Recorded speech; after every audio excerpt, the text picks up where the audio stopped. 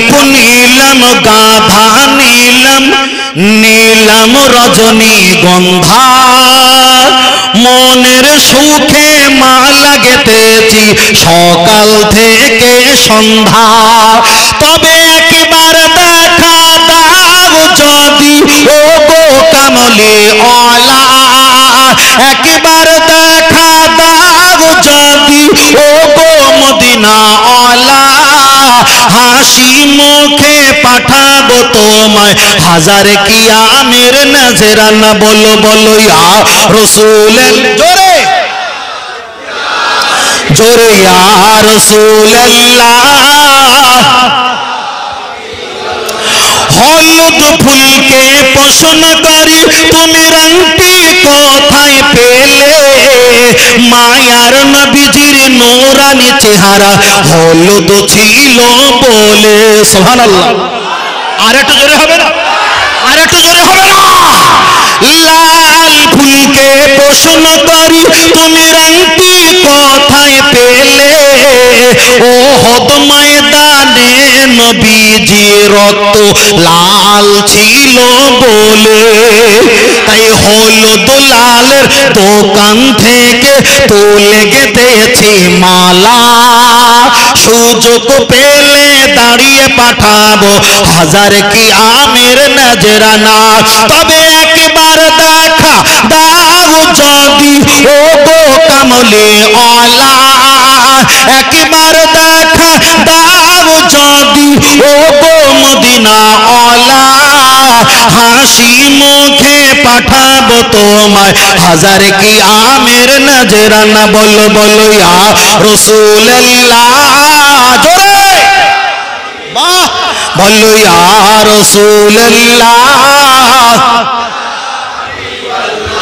সবুজ পাতার পছন্দ করি তুমি রংটি কোথায় পেলে জান্নাতি হুরে নারীর পোশাক সবুজ থাকবে বলে আর একটু জোরে হবে না আর একটু জোরে হবে না সাদা ফুলকে পছন্দ করি তুমি রংটি কোথায় পেলে মোর নবীজির নূরানি দাঁত সাদা ছিল বলে তাই সাদা হলুদের লাল সবুজের দোকান থেকে তুলে গেঁথেছি মালা সুযোগ পেলে দাঁড়িয়ে পাঠাবো হাজার কিয়ামের নজরানা তবে একবার দেখা দাও যদি ও গো কামলি ওয়ালা একবার দেখা দাও যদি ও গো মদিনা ওয়ালা হাসি মুখে পাঠাবো তোমায় হাজার কিয়ামের নজরানা বলো বলো ইয়া রাসূলুল্লাহ জোরে আর জোরে ইয়া রাসূলুল্লাহ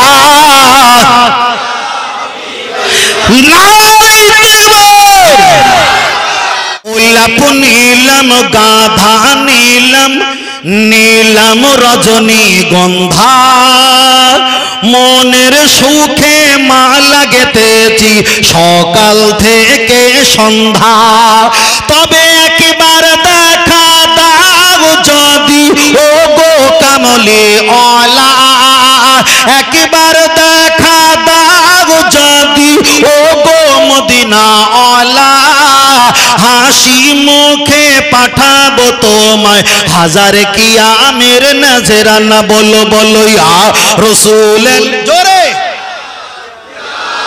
জোরে ইয়া রাসূলুল্লাহ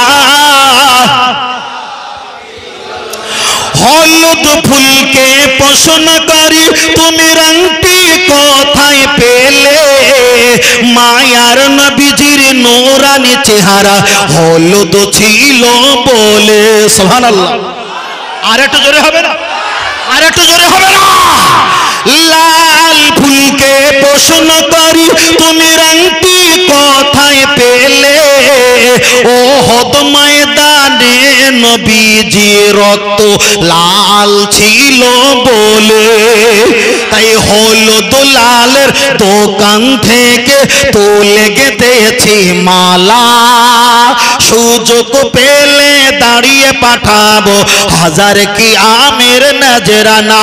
তবে একবার দেখা দাও যদি ও গো কামলে ওয়ালা, একবার দেখা দাও যদি ও গো মদিনা ওয়ালা, হাসি মুখে পাঠাবো তোমায় হাজার কি আমের নজরানা। বলো বলো ইয়া রাসূলুল্লাহ, জোরে বাহ, বলো ইয়া রাসূলুল্লাহ। সবুজ পাতার প্রশ্নকারী তুমি রংটি কোথায় পেলে, জান্নাতি হুরে নারীর পোশাক সবুজ থাকবে বলে। আর একটু জোরে হবে না, আর একটু জোরে হবে না। সাদা ফুলকে প্রশ্ন করি তুমি রংটি কোথায় পেলে, নূর নবীজির নূরানি দাঁত সাদা ছিল বলে। তাই সাদা হলুদের লাল সবুজের দোকান থেকে তুলে গেতেছি মালা, সুযোগ পেলে দাঁড়িয়ে পাঠাবো হাজার কি আমের নজরানা। তবে একবার দেখা দাও যদি ও গো কামলে ওয়ালা, একবার দেখা দাও যদি ও গো মদিনা ওয়ালা, হাসি মুখে পাঠাবো তোমায় হাজার কি আমের নজরানা। বলো বলো ইয়া রাসূলুল্লাহ, জোরে আরো জোরে ইয়া রাসূলুল্লাহ।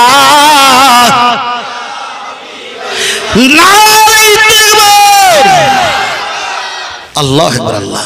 এখন কি আধা ঘন্টা যাবে? তো তুমি আসলে কেন এখানে?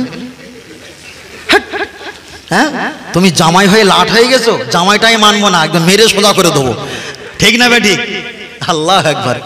আল্লাহ আমার ভাইকে কবুল করেন, বলো না আমিন। আর একটু জোরে হবে না, আর একটু চিল্লে হবে না। পিছনে যারা আছেন তাকবীর দেন, নারে তাকবীর, তাকবীর বলে রে। হরিকতি আমলকি বয়ডা অর্জুন কালমেঘ রজনী বিমাল তুলসী শেখর শান্তি মোসাবি দিলবার একটু বেশি করে খা, তাহলে তাকবীরটা বেশি হবে, ঠিক না ঠিক? হ্যাঁ, তাহলে আরেকবার তাকবীর হবে তো ইনশাআল্লাহ? রাজি আছেন তো? রাজি আছেন তো? মাশাআল্লাহ।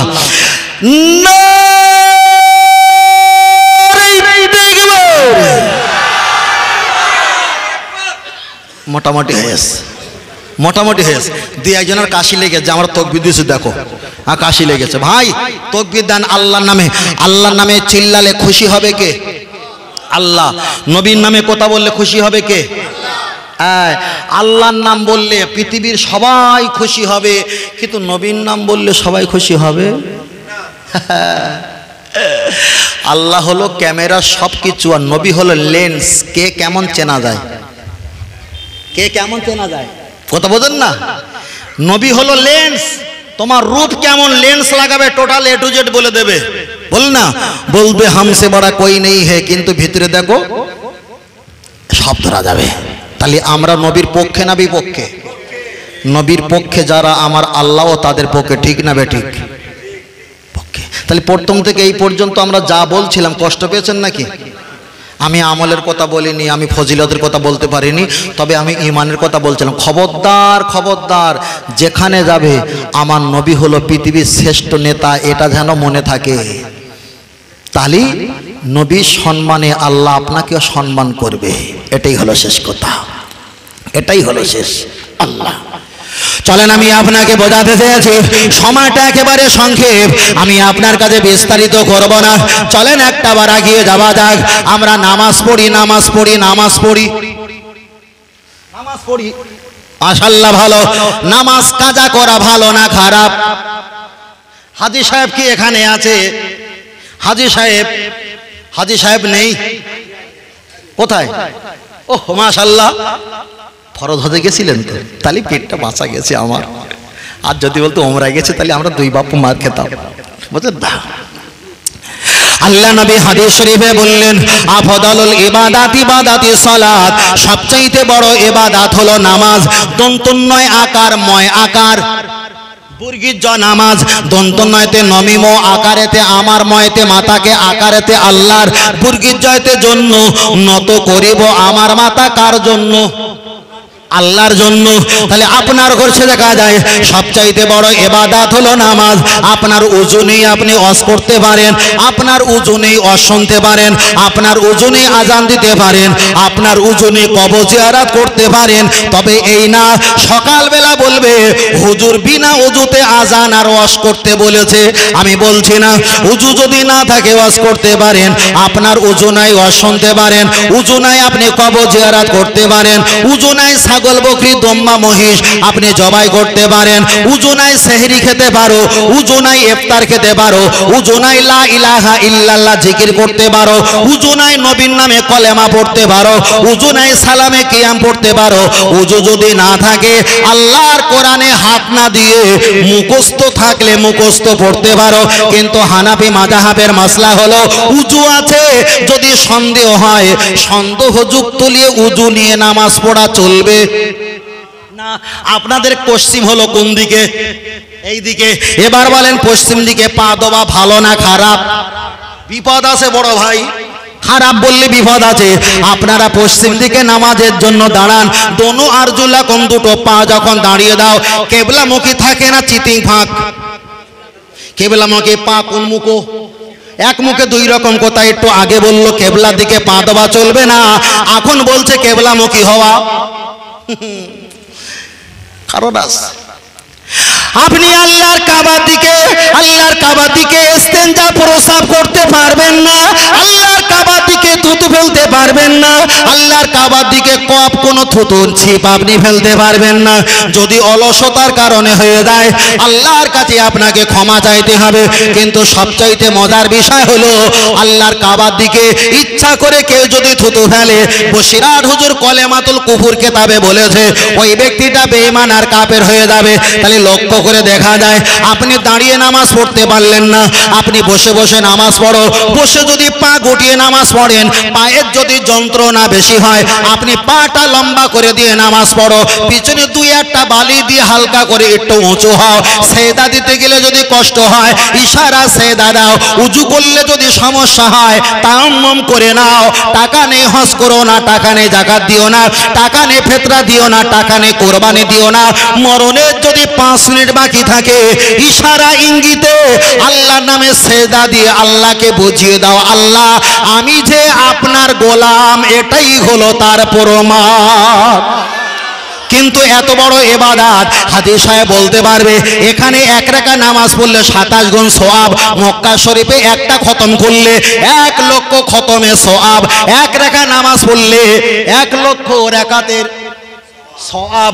সেই মক্কা শরীফে আরাফাতের ময়দানে মাগরিবের নামাজ হাজী সাহেবরা কাজা করেছে।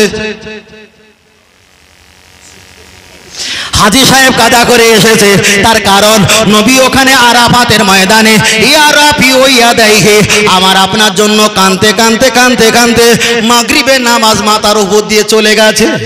আল্লাহকে বলছে আল্লাহ দিনের বেলা নামাজের কথা বলি আর সন্ধ্যা হলে আমি যে ফাঁকিবাজের মতো নামাজ কাজা করি, এটা কেমন ব্যাপার? আমার আল্লাহ বললেন তামাম পৃথিবীর ঈসা মুসা দাউদ শোয়েব জাকারিয়া লোত ইব্রাহিম আমি যা বলবো ওরা তা শুনবে। মুহাম্মদ তুমি যে বলবে আমি আল্লাহ সেটাই করে দেব। নবী আমার মাগরিবের নামাজ কাজা করেছে।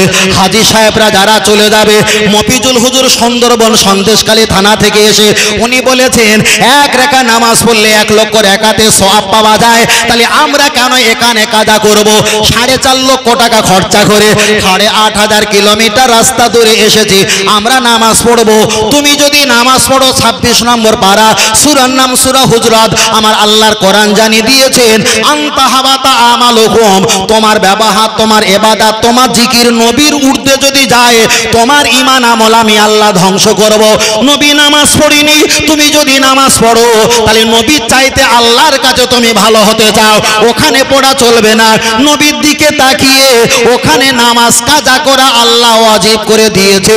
তাহলে নামাজ হলো আল্লাহর ইবাদত, নবীকে রাজি করার জন্য কাজা করাটাই হলো আল্লাহর ওয়াজিব। আরেকটু জোরে তাহলে নামাজের অপেক্ষায় নবীকে ভালোবাসতে হবে, তামাম পৃথিবীর অপেক্ষায় নবীকে ভালোবাসতে হবে। গুটি কতক বলি মিওয়ালে দিঘি ওয়ালা দিঘি, তোমার ছেলে মেয়ের অপেক্ষায়, আনফুসাকুম তোমার জীবন জৈবনের অপেক্ষায়, আমওয়ালাকুম তোমার টাকা পয়সার অপেক্ষায়। যতদিন না পর্যন্ত নবীকে সবচেয়ে বেশি ভালোবাসা না দিতে পারবে, লা ইউমিনুন তুমি ইমানদার হতে পারবে। আর তুমি বেরামতে পড়েছো মোহাম্মদ রাসূলুল্লাহ বলে দিয়েছো, এখন বাড়িকে চিন্তা করো আমার আছে না গেছে। হুজুরকে ডেকে নিয়ে এসো, কি মুসিবত, 1.5 ঘন্টা রাস্তা, আমি 1 ঘন্টা যাবো কি করে? হ্যাঁ আরে ভাই পিছনে লাগ ঠেলে রাখো, ট্রেন রাখো, দিনকাল ভালো না, ট্রেন রাখো। ওরে সর্বনাশ। দাওয়াতটা নিয়েছিলাম তো ভাই আমাকে একটু মিস্টেক করে ফেলেছিল কমিটি ভাইরা, মানে 9টা থেকে 11টা, ওখানে ছিল 12টা থেকে 1টা শেষ। কিন্তু টাইমটা স্টার দেখে বললাম ভাই এ তো হবে না, হয় এটা থাকবে না ওটা থাকবে, তবে ওটা আমার প্রথম দাওয়াত দেবো, ওখানে যাবো, তাহলে এখন ঢুকবো না, কারণ আমি কথা শুনবো না, রাব গাড়ি চালাবো না। আমি ভাই অত টেনশন নিতে পারিনি ভাই, বুঝলেন না? যাবো আরামসে, আসবো আরামসে, খেঁচাখেঁচি ঠেলাঠেলি ওসব চলবে না, বুঝলেন না? ওই জন্য হিসাব করে বললাম ভাই তুলবেন, তাই 9:30টায় উঠেছি। ইনি বক্তব্য দিতে তিনি 9:45 ছেড়েছে, কথা বুঝতে পেরেছেন? মানে যে ধরে সে কুচে পড়ে ধরে, হাঁটতে চায় না, কথা এরকমই। যাই হোক, আল্লাহ আমাদের সকলকে বোঝার তৌফিক দান, বলেন আমিন। আর একটু জোরে হবে না আমিন? তাহলে একবার হাত তুলে আর একবার তাকবীর হবে না? তাহলে আর একটা ছোট করে গজল হবে তো ইনশাআল্লাহ। একটু হাত তুলে দেখেন আল্লাহকে, নারে তাকবীর। হাত ওঠেনি, নারে তাকবীর।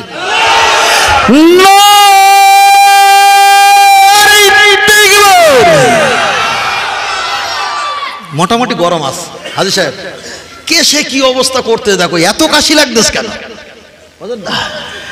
মাশাআল্লাহ। তাহলে আর একটা ছোট করে ভাই আসা পর্যন্ত গজল বলি, একদম বলা হোক ছোট করে। নবীর বাড়ি, হাজী সাহেবের কথা বলছিলাম না, আমার নবীর বাড়ি কোথায়? মক্কা তো মদিনা, দুটোই বলতে পারবে, কিন্তু শেষ স্থান হলো মদিনা শরীফ, তাই না? আজকে কি বারে? শনিবার, শুক্রবার চলে গেছে। শুক্রবারের অপেক্ষায় সোমবার আমাদের কাছে উচ্চ দামি, কেন শুক্রবারে ইবাদতের কথা বলা হয়েছে, শুক্রবারে হাজার নবীরা এসেছে, শুক্রবারে লক্ষ লক্ষ কোটি কোটি নবীদের দোয়া কবুল হয়েছে। শুক্রবারে এত মর্যাদা যদি থাকতো, আমার নবীকে শুক্রবারে কেন পাঠায়নি, সোমবারে কেন পাঠালো? ওটা হলো কমার্শিয়াল, সব মালপত্র এক জায়গায় তুলে ছেড়ে দিয়েছে, আর আমার নবী হলো অফিসিয়াল। যদি বলো সুবহানাল্লাহ। এটা বলার সময় নেই, আল্লাহ যদি চায় আবার ইনশাআল্লাহ দেখা হবে। কোনটা সারবো, কম্বল ছিঁড়ে গেছে, উপরতলা শেষ হয়নি, কথা ঠিক না বেঠিক? তাই নবীর বাড়ি যাবো, পাগল সাজিয়ে হবে না? হবে তো? বুড়িমা বুড়ি হবে তো নবীর বাড়ি যাবো, পাগল সাজিয়ে হবে না? বলো নবীর বাড়ি যাবো পাগল সাজিয়া, বলো নবীর বাড়ি যাবো পাগল সাজিয়া। হ্যাঁ বলো মাশাআল্লাহ, বলো নবীর বাড়ি যাবো। বাহ, আল্লাহু আকবার। রাহমাতাল লিল আলামিন বলছেন কোরআনে আল্লাহ, শাফায়াতের মালিক তুমি, হাদিসে ঘোষণা রয়, শাফায়াত করিও তুমি মোদের লাগিয়া, নবীর বাড়ি যাব পাগল সাজিয়া, জোর নবীর বাড়ি যাব। বাহ, মাহালিমা তোমায় নিয়ে বুকের দুধ খাওয়াইতে যায়, ডান দিকের দুধ খাইলেন নবী, বলছেন মায়ে হালিমায়, বাম দিকের দুধ খায় নাই নবী, আর এক ভাইয়ের লাগিয়া নবীর বাড়ি যাব। বাহ, আর জোরে নবীর বাড়ি যাব। মাহালিমা তোমায় নিয়ে বড় খুশি হয়ে যায়, জীর্ণ শীর্ণ গাধা মায়ের শক্তিশালী হয়ে যায়, তোমায় নিয়ে সবার আগে যায় যে দৌড়াইয়া, নবীর বাড়ি যাব। আর জোরে নবীর বাড়ি যাব পাগল সাজিয়া, নারে তাকবীর,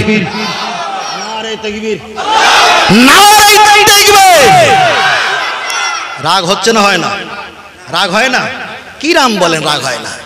রাগ হবে তো, রেগে বলে মধ্যাহ্ন জোরে জোরে তকবির দেবো না তো কখনো রাগ হয় না? বলে যা বলে হুজুর বলুক। শোনো, একটা ট্রেন যদি 10 গতিতে ছোটে, আপনি যদি ট্রেনে উঠতে চান আপনাকেও 5 গতিতে ছুটে রড ধরতে হবে। আর যদি বলে রেগে বলে মধ্যাহ্ন ট্রেনের রড ধরবো না, কখনো কামড়া যাবে না, তোলায় জায়গা মতো যাবে, ঠিক না বেঠিক?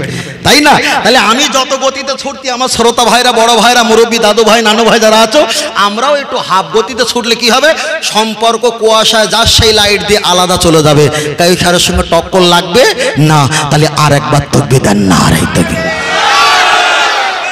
ওই দেখ ফের ভুল করেছে, ও ফের ভুল করেছে, ওর মাথায় গেছে, ওর মাথায় কাজ করে না, বোঝেন না?